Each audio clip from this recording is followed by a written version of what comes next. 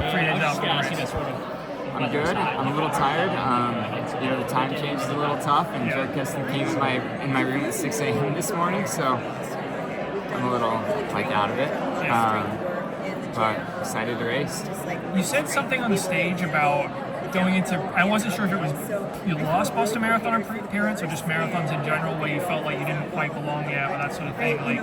Was that last Boston or was that still last year? Maybe I tripped over my words. I look back at last Boston, I think I was a little presumptuous on what I thought I could do. And it was a really humbling experience. The last Boston Marathon kind of made these,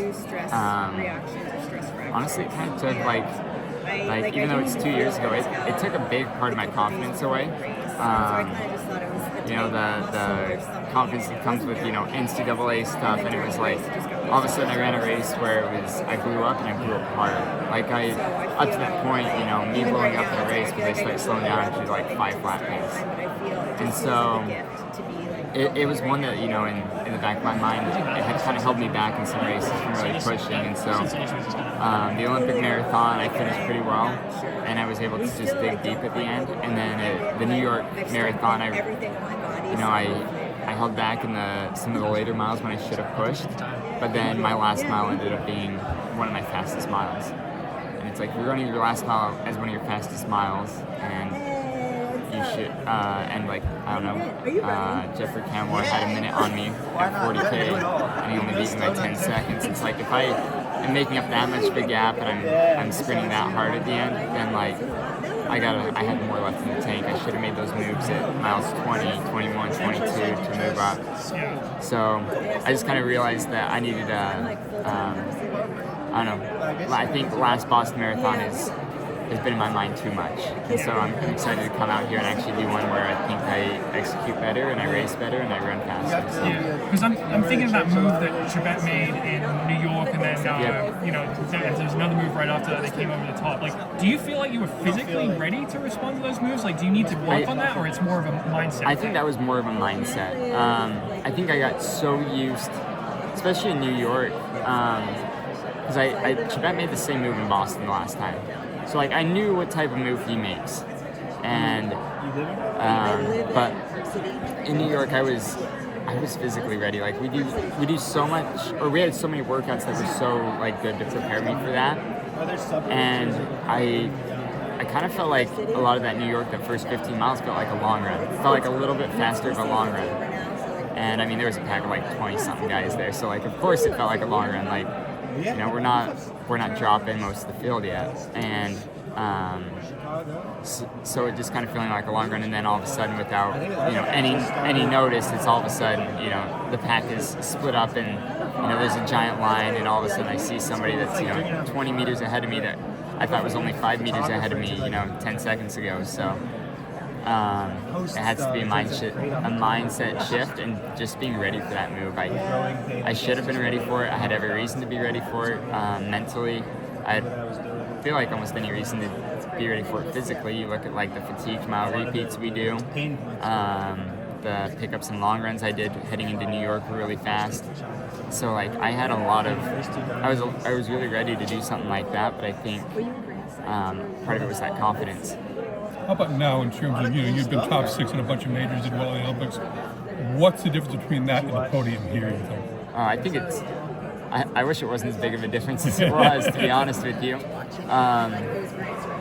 It's big. The people who end up podiuming time and time again are those that eventually win, and that's where I want to get is, I want to be in position to podium in a race like this.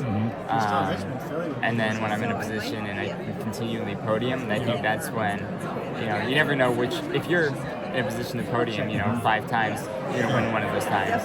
So that's where I want to be. I want to get to be that. I want to get to a point where I'm that type of athlete, where I'm in position to podium at all the majors, in position to podium at the Olympics.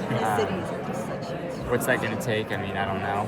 Whether it's a few more years of training, or maybe I'm there now. I'm going to try for it this time. Monday. Good. Thanks a lot. Thank you. Is this the fittest you've ever been?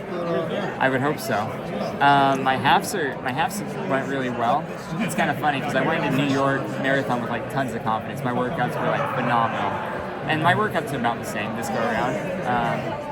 but I was like really surprised when New York came that like my workouts had gone so well, and I finished 6th again, and like I was 80 seconds back from the winner.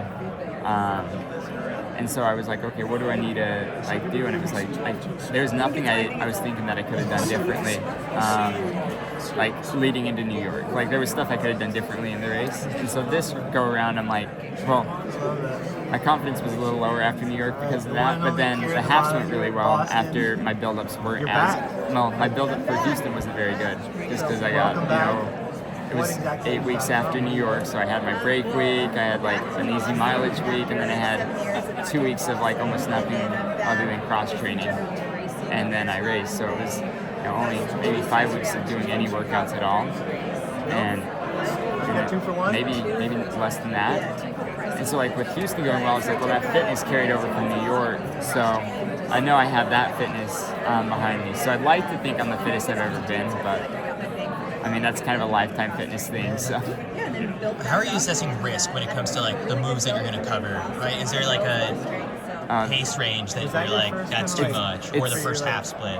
It's so hard on this course to like assess, like, because I mean, that first mile, I don't know how much you drop in that first, like, not even that first mile, the first 1,200 meters, you like fly down the hill. And so it's like, if I say, don't run faster than 440 pace, and then all of a sudden I'm in the back of the pack and I have to move my way uphill, it's going to be hard. So, I don't know. I think I'm going to just have to go off effort, trust training and how I've, gotten into it. Because I think 2 years ago in Boston, I thought it felt great, but then it didn't, at the end. But, yeah, we'll see. How will you measure success? Like, is it podium or bust, or would you be happy with like 4th or 5th? I'd be happy with 4th or 5th because it'd be like it'd be a step up from what I've been. But it's kind of like the A, B, C goal. Like the ultimate goal is to win. But like I'd be like, well, how am I going to do that? Well, I gotta be top 3. I gotta be in position for top 3. And then after that, well, it's like, okay, if that doesn't work out, top 5. If that doesn't work out, top 8. And then like, I'm going down the stretch and I'm just, struggling, then it's, secure a top 10 finish. But that's kind of where it's gonna go. But the main goal is that top 3 position. Do you think you're ready to win a major right now? Is that realistic? Maybe not with this field, but I think on the right day, but it might be a little unrealistic. I don't know. It's so hard. It's so hard to like even know who's fit, but love to get in that position. Separate race plans for you and Clayton with Coach Estone this time? We haven't talked race plan yet, so I don't know.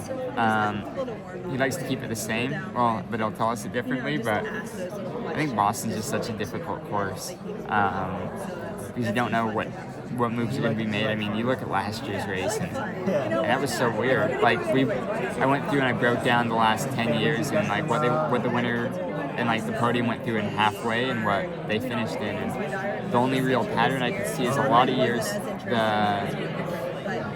not last year, but a lot of other years, the winner would finish his last half in 63:30. Whether he ran out slow or they went out fast, they were finishing pretty close to that. So that's one thing I just got to keep in mind is that, I got to be able to average 450 pace through the hills and then the downhill at the end. What did you learn from your lost time running Boston? I learned I got to feel better.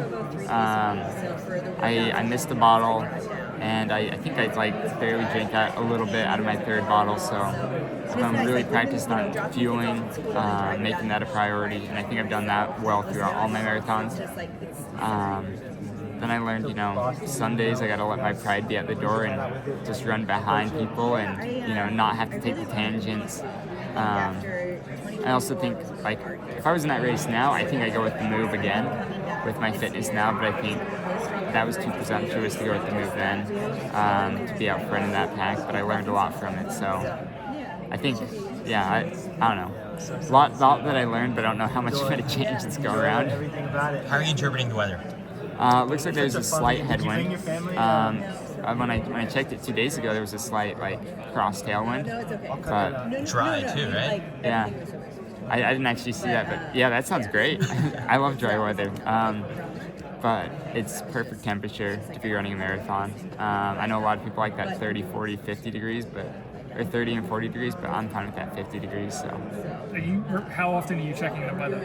like once a day. Okay. So more than I should. That's healthy. Yeah. Like any more than that, maybe it'd be getting obsessive. I think that's it. Yeah. Well, thank you.